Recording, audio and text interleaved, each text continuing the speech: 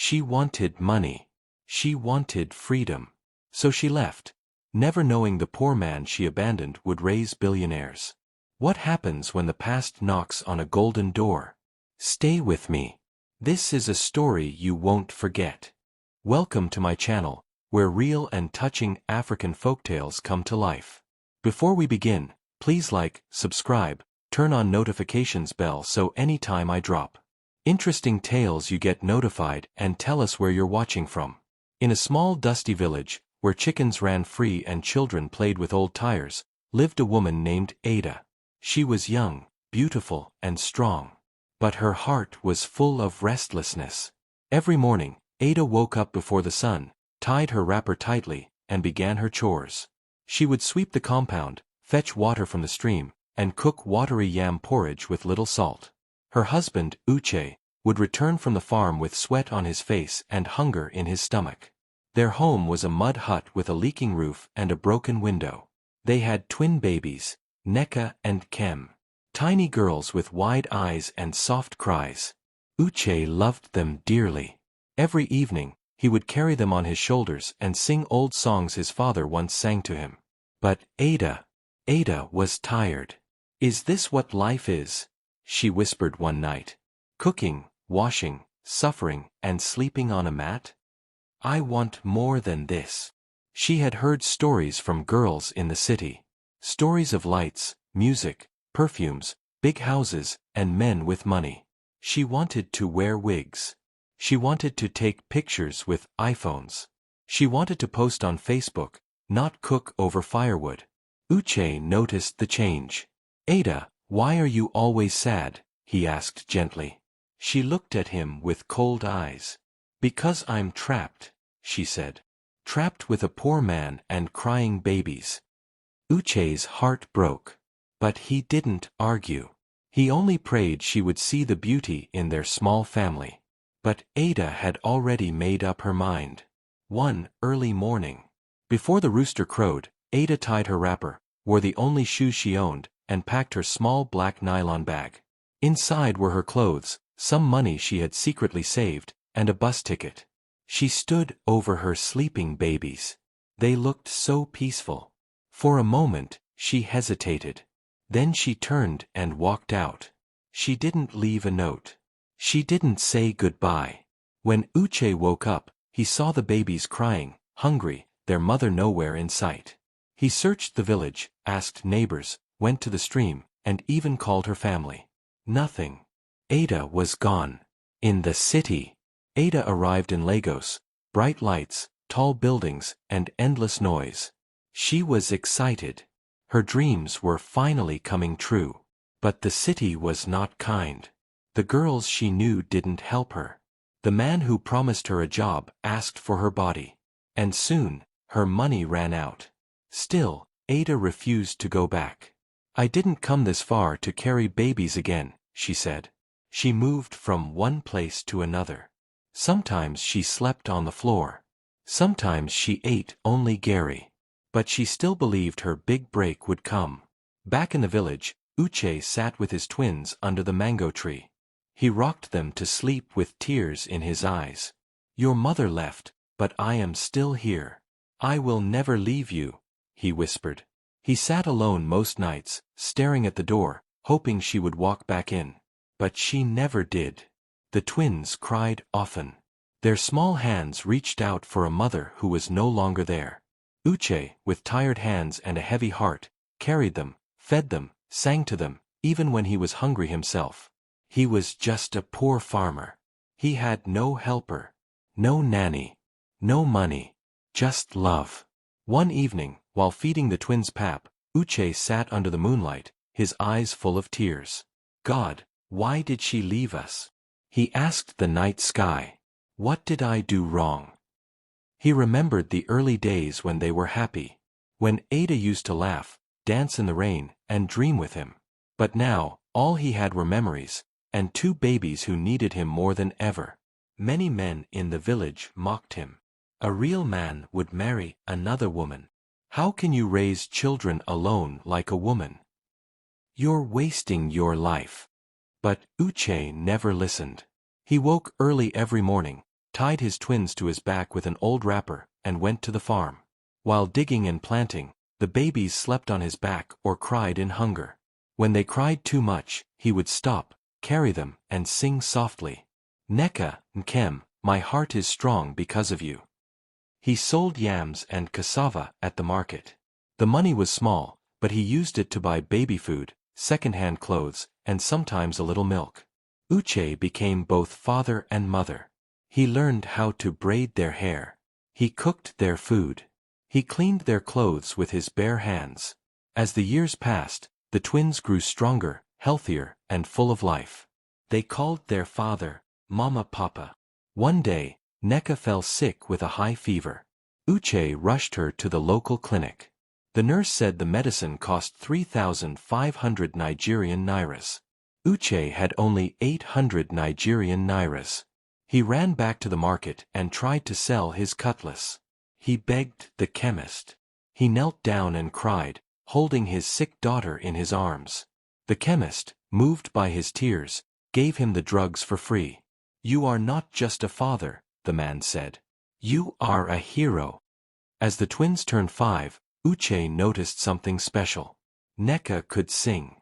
Her voice, even at that age, made birds stop in the trees. When she sang, people gathered to listen. Nkem was different. She loved building things from sticks, sand, and stones. One day, she made a toy truck out of palm kernel shells and bottle caps. People clapped. Uche saw a light in them. "My daughters are not ordinary," he whispered. "One day, the world will know your names." He began to train them every evening after farming. Neka sang, Nkem built things. He recorded them with a small borrowed phone and showed the videos at village events. The children were shy, but Uche stood behind them, cheering. They didn't have much, but they had love, and that was enough to plant the seed of greatness. The sun rose gently over the hills, shining on the small mud house where Uche and his twins lived. Years had passed, but the pain of being left behind had become a quiet strength in Uche's heart. The twins, Neka and Kem, were now 9 years old, bright, kind, and full of dreams. But behind their smiles were 2 gifts the world had not yet seen. Neka didn't talk much, but when she sang, the village stopped. Even the birds in the trees listened. Her voice was soft, yet powerful, like a river flowing gently after rain. When she sang songs of hope, old women cried. When she sang songs of joy, children danced in the dust. One Sunday at the village square, she was asked to sing during the evening gathering. Her voice touched every heart. After the song, a stranger from the city approached Uche. "This girl," the man said. "She has a gift. She can sing before kings." But Uche only smiled. "I know," he said quietly.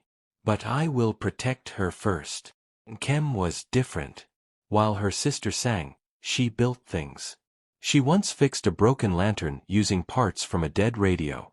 She made toy cars from broomsticks and designed a dollhouse using bamboo and rope. When people came to the house, they would look at her small hands and say, "This child will one day build something the world has never seen." Uche began to teach her how to measure wood, fix small tools, and create better things. He didn't have much, but he gave her his full heart. At night, while Neka hummed lullabies, Nkem sat with a small torch, sketching ideas in the sand. Every coin Uche earned went to the twins' future. He stopped buying new clothes for himself. He walked long distances to save transport money. He even borrowed books from the local school so Neka could learn music and Kem could study science. People laughed. "How can a poor farmer raise stars? These children will end up like him, struggling." But Uche never stopped believing. "One day," he told his daughters, "you will rise so high, even the birds will look up to find you." He prayed every night, not for riches, but for their safety and success. One afternoon, a woman from a non-profit group visited the village. She saw the twins performing, a song and a mini invention. She was amazed. "Would you allow them to join our scholarship program?" she asked. Uche was silent. He feared losing them to the world. But he also knew their gifts must grow beyond the village. He nodded slowly. Yes. But please, protect them. That decision changed their lives forever. The twins were taken to a nearby city. They were enrolled in a good school. Neka began to train with real musicians. Nkem was introduced to science clubs and tech camps. And Uche, he stayed behind, alone but proud. The city was nothing like the village. Tall buildings, loud traffic, bright lights, big dreams. For the twins, it was a whole new world. But they never forgot where they came from, or the man who raised them with love, sweat, and tears. At her new school, Neka joined the music club. The first time she sang during morning assembly, the hall went silent. Even the teachers wiped tears from their eyes. A local music producer, who was invited to the school's annual talent show, heard her voice and said, "This girl is gold. We must record her." Soon, Neka had her first song, a simple melody in her local language about a father's love. The song went viral. People played it at weddings, churches, and even on the radio. TV stations called. Schools invited her to perform. They called her the girl with the father's voice.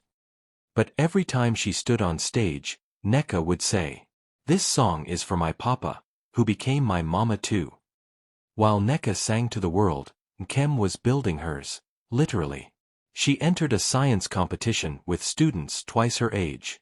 Her invention, a solar-powered fan made from scraps. She won first place. Tech companies took notice. She was invited to coding boot camps. At just 14, she built an app that helped poor farmers connect with buyers. It was so useful that even big agricultural companies started using it. At a conference in Abuja, Nkem was asked how she came up with the idea. She smiled and said, "My father sold yams on his head to feed us. I built this for him." Uche still lived in the same small hut. But now, people greeted him with respect. Papa Billionaire, the man who raised diamonds. But Uche didn't care about fame. He missed his daughters. He kept their old toys, their baby wrappers, and their first pair of sandals. Every time he heard Neka's song on the radio or saw Nkem's name in the newspaper, he knelt down and whispered, "Thank you, God. They didn't just survive. They soared." One day, a big black car drove into the village.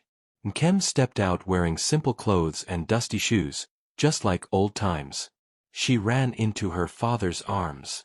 "Papa, we've come home." Behind her, Neka smiled, holding a new set of wrappers and a small box. Inside the box, a key to a brand new house, built exactly where the old hut stood. Far away, in a forgotten corner of the same city, Ada sat on a broken stool in a small room. Her hair was rough. Her face had lost its glow. Her clothes were faded. The dreams she once chased had turned to dust. The city she thought would save her had used her. She had worked as a cleaner, a waitress, a housemaid. Men came and went. None stayed.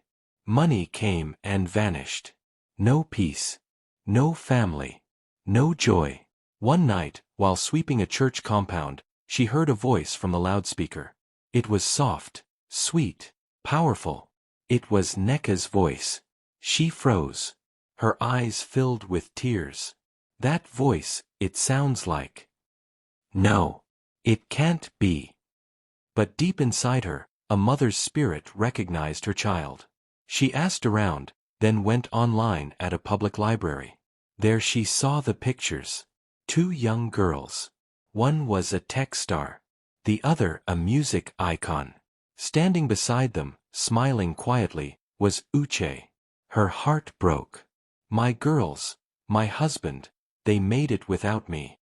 Ada packed the little she had and traveled back to the village. When she arrived, the village looked different. There were new buildings. A school was being built. The roads were better. But her feet led her to the same compound where she once walked away. She saw the house, new, big, beautiful. She stood at the gate, unsure. Then, the door opened. Uche stepped out. His beard was grayer now. his eyes still deep, but wiser. He saw her and froze. She looked down, ashamed. I came to see my daughters," she whispered. "I don't want anything. I just want to see them." Uche didn't speak. He simply stepped aside. Inside, the living room was full of old family photos, baby toys, and love. Suddenly, two young women walked in. Neka and Kem. They stared at the woman before them. Silence. Then Kem spoke softly. "Are you our mother?" Ada fell to her knees. "Yes. But I don't deserve that name. I left. I was foolish. I thought I would find gold. But I left the real gold behind." Tears fell. Neka knelt beside her. So did Nkem.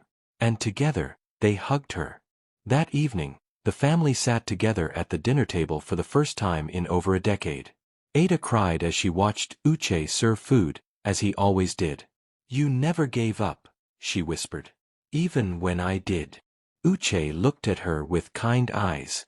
"The same sun that sets can rise again." They didn't speak of the past anymore. The pain was still there, but so was forgiveness. Soon after, Neka released a new song called Mama's Return. It went viral again. Nkem gave a TED Talk where she said, "Our father raised us with love. But when our mother came back, he taught us the meaning of forgiveness." Their story became a movie. Their village became a tourist site. And their home became a symbol of second chances. From dust to diamonds. From pain to purpose. From a broken family to a healed one. Thank you for watching this powerful story. If this story touched your heart, please like and share it with friends and family. And don't forget to subscribe for more emotional African folktales.